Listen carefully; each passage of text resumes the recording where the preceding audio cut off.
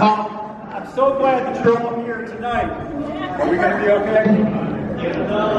Yeah. I'm so glad that you're all here tonight. All right. It's going to give me half a sentence at a time. We going to be okay?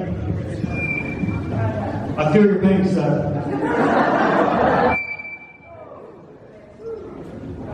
All right. Okay.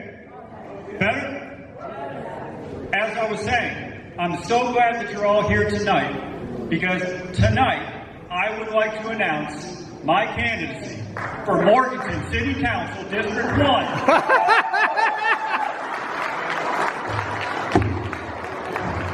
I'm so sorry, Isaac, and everyone. I just thought we need 6 people in that race. Give people a real choice. Seth had a very generous introduction. I really appreciate it. I saw Judge Urban here. I'm not sure if he departed, but seeing him took me back to where I was almost exactly 5 years ago today. I was an assistant DA in Gaston County. And I loved being an assistant DA. And I had just told my boss like 3 days prior that I was going to make this a career. I said, boss, I'm going to do 30 years. And then like 3 days later,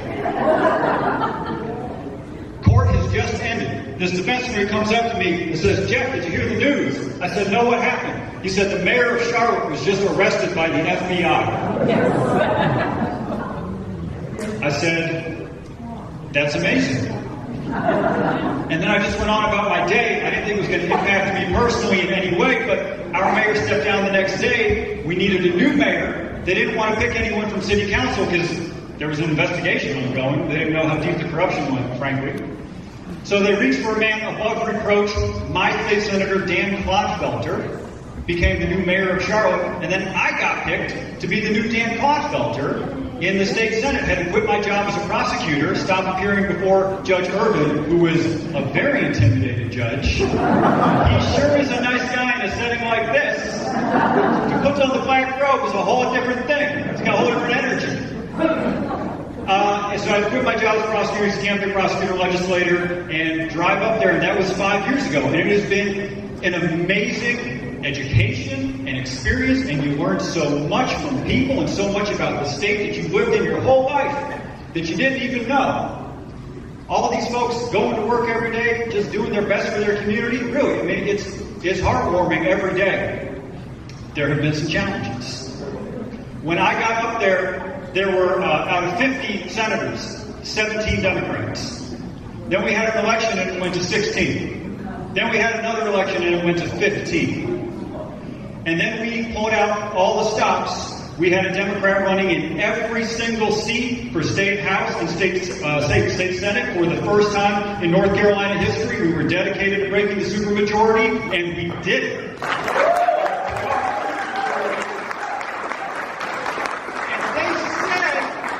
We were probably going to break it in the House. They said we probably weren't going to break it in the Senate, and we broke it in both. We had to win 6, we won 6. Now, 3 of those 6 that we won by 1% or less. I think one of them we won by like a vote and a half or something like that. So the reason I emphasize that is because we had people run in every single district. A lot of them didn't win. But they forced the Republicans to play defense across the board like they never have had to before, and that allowed us to allocate the resources we needed to win. They were not able to pool their resources just in the most competitive districts. So even the folks who ran campaigns that came up short, if they had not run, we would not have won. Our races, our margin of victory was so close that I can assure you that an extra couple $100,000 that would have been poured into another one of these districts would have been enough to preserve that Republican seat. So places that didn't see victories enabled victories across the state. And I can't begin to emphasize how different it is now in the state legislature. I went to 38 events last year on behalf of other candidates and local parties, and I told everybody the same thing. I said, look, here's what I think is going to happen. If we break the supermajority, they can't pass any bill that the governor is not going to sign because they want to minimize the number of sustained vetoes they give the governor because they don't want to look weak. They don't want the governor to look strong. We are going to have a new level of bipartisanship. It's going to be forced bipartisanship, maybe not ideal, but it'll be real. And you're going to see a big drop in the number of bad legislation that passes and a big increase in the number of good bills that passes. That was my theory. We were all kind of hoping that it would work out that way, but we didn't know for sure. Well, I can report back to you. I've been there for about 2.5 months. We've been in session since mid-January. That's exactly how it's working. First of all, there's been a 75% drop in the number of bills that pass. That's good, right?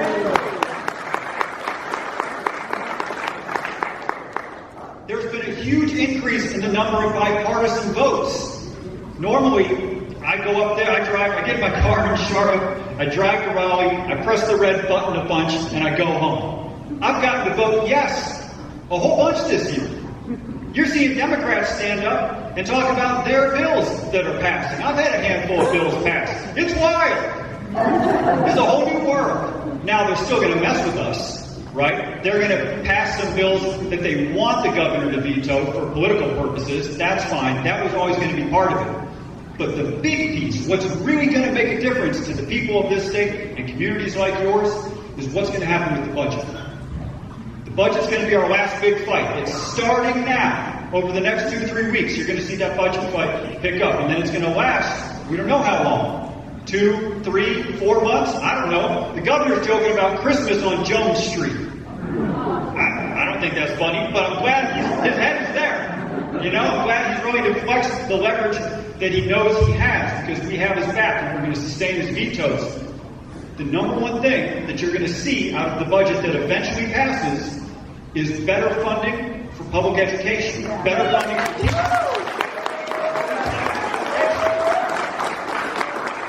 And that was always my closing line. In the 38 events I did last year, I said, look, we want to break the supermajority.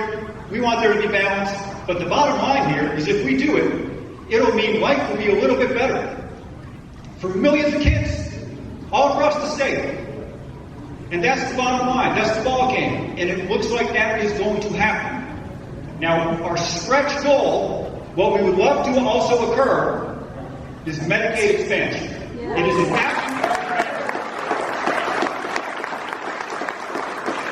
430,000 people, give or take, would have health insurance. It would save 1,000 lives every year, create 40,000 jobs, disproportionately, overwhelmingly in rural North Carolina, bring billions of dollars back into our state that we've given the federal government that's basically being used to subsidize health care in other states. The opioid epidemic. Everyone's talking about it. The number one thing we could do by far is expand Medicaid. Nothing else even comes close. Don't tell me you're serious about the opioid epidemic if you're not willing to expand Medicaid, because you're not.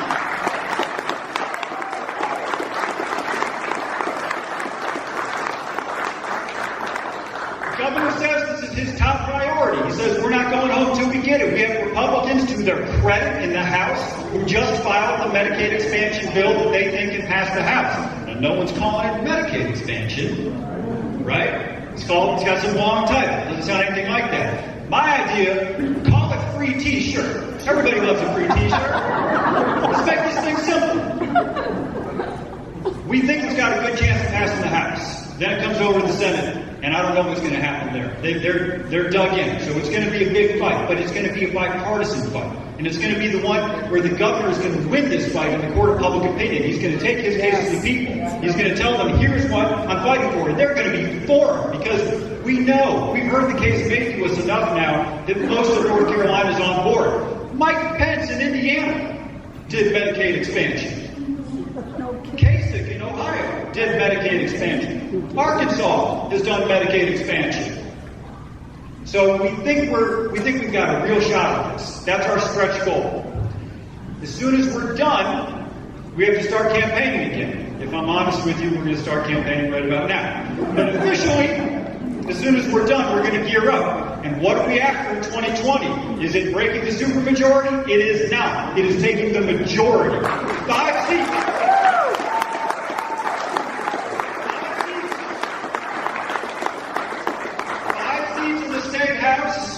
or 5 seats in the Senate, or 4 in the Senate if we also win the lieutenant governor's race. Because if it's a tie, lieutenant governor breaks the tie. We have anyone right here who's run for lieutenant governor? Oh, that guy's for lieutenant governor.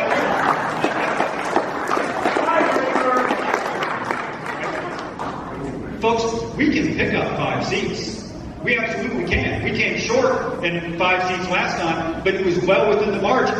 Now, let's talk about gerrymandering in the cases that are before the court right now. I want to make sure that we're all on the same page, okay? We got 2 tracks, state court and federal court. Federal court is the congressional districts. And they had that hearing in front of the U.S. Supreme Court, it was about 3 weeks ago, and we're waiting for a ruling there. That pertains to North Carolina congressional districts. And what was great about that case before the Supreme Court is they paired the North Carolina case, where the Republicans cheated, with the Maryland case, where the Democrats cheated. And they made that argument at the same time to the Supreme Court and said, please, this is a bipartisan issue. Neither party can be trusted with this much power. My party certainly couldn't be trusted with this much power. Back when we were in the majority, we cheated to win elections for decades. Absolutely. All the Republicans who are in charge right now all filed bills to end gerrymandering when they were in the minority. And my party threw all those bills in the trash can because we never thought we would be out of power. We took the low road for decades. And then Republicans came into office in 2010 and said, oh, you thought that was the low road. Watch this. Watch what we can do with new technology and new data on all of you. We have so much data on all of you. We use it to create these scary, accurate models of how you're going to vote and when you're going to vote. And then we draw the district to minimize your vote. And it is ruthlessly effective. That's why we need the Supreme Court to step in. They used to say they didn't want to step in because they were concerned about trying to figure out when partisan gerrymandering had occurred and when it had not, because every squiggle of the line could or couldn't be motivated by partisan gerrymandering. And then the Republicans in North Carolina, one in particular, solved that problem by confessing, by telling the world in committee, I'm drawing these districts in order to make sure as many Republicans win as possible. So the court no longer has to resolve that question of whether or not cheating actually occurred. We know that it did. So that's what's happening on the federal level. It's the congressional races. State court level, they're looking at the General Assembly districts. That's our state legislature. And we don't know exactly when that's going to produce a ruling, but it could be sometime November, December. It could theoretically be in time for the next election. So we could have a redraw, it's theoretically possible, before the next election we will have a redraw of both our congressional districts and the state legislative districts. And that would be good news, because just about any relief there is going to be good news. So we'll see. But even if we don't get 5 seats in the House, 5 seats in the Senate, that is absolutely doable. And if we get there, what it unlocks is this enormous agenda of low-hanging fruit, things that 70, 80% of the states support, that will receive no attention until Democrats have a majority in at least one of those 2 chambers. The first thing that happens is a raft of good government reform. So one, you're going to get independent redistricting. That's probably going to be the first bill that passes. We're going to end this nightmare of gerrymandering in North Carolina. You're also going to have a host of voter registration reforms, automatic voter registration, online voter registration, to make it easier, not harder for people to vote. You're going to see public financing come back for the judicial races, and I think we should publicly finance all of our elections in North Carolina. Let's get the money out of politics. You're also...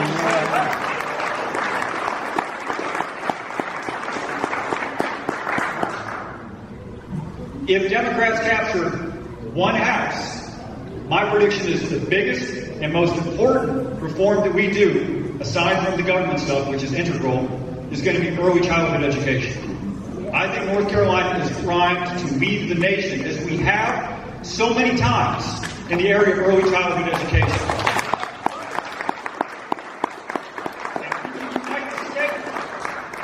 I can go to the deepest red county and make the exact same pitch, ask them if their kids deserve the same shot that kids in Charlotte, kids in Raleigh get, and they will say, absolutely.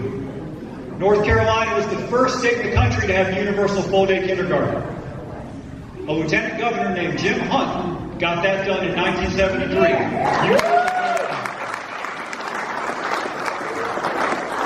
There's like 25 states that don't have that. That's pretty remarkable. Then we did Smart Start. We raised the quality of early childhood education in North Carolina. We are regarded as having generally the highest quality early childhood education in the country. And then we did pre-K. And then we increased funding for pre-K last year to try and cut down the waiting list. So you're seeing, even with Republicans in charge, a willingness to emphasize this issue. Here's why it matters. I'll make the case for early childhood to you in one sentence. Half our kids can't read. Half our kids can't read. Actually, more than half. 60% of our third graders are not basically proficient in reading. And third grade is the key. Because third grade is when you transition from learning how to read to using reading to learn. That's the literacy bridge. And if you don't get across by third grade, you never will. The percentage of those who don't get across at the end of third grade is identical to the decimal at the end of 12th grade. Going into this economy, driven by technology, in which we're going to have to change careers multiple times, in which we're going to have to teach ourselves new skills, can we afford to have a citizenry that is 50% unable to do that right off the bat? Of course not. What are the political consequences of that? What are the economic consequences? What are the human consequences of that? This is going to become more important as automation steps in. And we need to make sure all of our workers can upgrade their skills more rapidly. You're going to need to make sure that they're all comfortable reading and using some basic cognitive skills that right now too many of our kids are lacking. We can afford this. It's politically possible. It's potentially transformative. And if you help us in capturing at least one chamber in this next election, you're going to see a revolution in that space. Early childhood is 1% of what we spend right now in our budget. If you take it to 2%, it's a total revolution in the space. I assure you that we can find 2%, even before we talk about taxes and revenue. We can accomplish so much in the next 18 months to get ready for the next decade. We can lead the nation. In so many respects, North Carolina is perfectly poised in this new digital environment. We have the foundation with our early childhood education, with our community college, with our university system. We have all the major pieces in place. We just need to upgrade them all.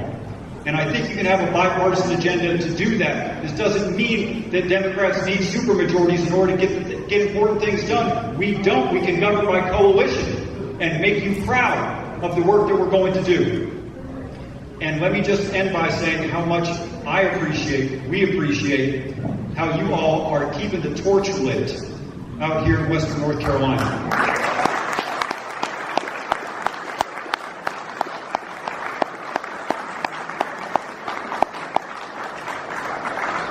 We talk a lot in the Senate caucus, where there are now 21 of us. We went up 40% in this last election. Pretty amazing. We talk a lot about outreach to places outside of the urban centers and rural North Carolina. But really, we're just speculating, because the vast majority of us are from urban North Carolina. You all are the ones who are teaching us, giving us the vocabulary for how to actually get this done. You're on the front lines. And we need to spend more time listening to you, and I hope you'll spend more time talking to us, because the lessons you're learning are about how to put together a coalition that can actually be a majority in North Carolina. If we can't win out here, folks, we're just not going to be in the majority. And we'll have to resign ourselves to being in the permanent minority. And nobody wants to do that. Everybody wants to win in places where we haven't won in the last 10 years. And you all are going to teach us how to do this. Look, it's going to be an extraordinary year. We are going to have so many people running for office. North Carolina's going to be ground zero for the presidential race, first and foremost, right? Roy Cooper's running. He's going to whoop the LG. That's going to be a great race. Someone's going to have to run for U.S. Senate. We'll find a candidate. The state legislative candidates are going to be line 14 on the ballot. Line 14. That's my big concern, and that's what I'm going to ask you. This is my ask of you tonight, is that you keep in mind and help educate folks. Remember last time we were like third, because it was that blue moon election. There were no run for president, no run for governor, no one running for senate. State legislative race was right at the top. We're going to be way down at the bottom. Please, we're going to have to help remind people to get all the way to the bottom of that ballot. And it's going to be hard for our state legislative candidates to run races to distinguish themselves from all those other folks. So we're going to have to help them do that too. It's going to be a great term. It's going to be a great cycle, and you will never regret the support that you give to the local party, because they're doing so much work on your behalf, on our behalf. I'm really excited to help you all out. I think this is going to be a lot of fun. I'll see you all soon. Thanks for having me.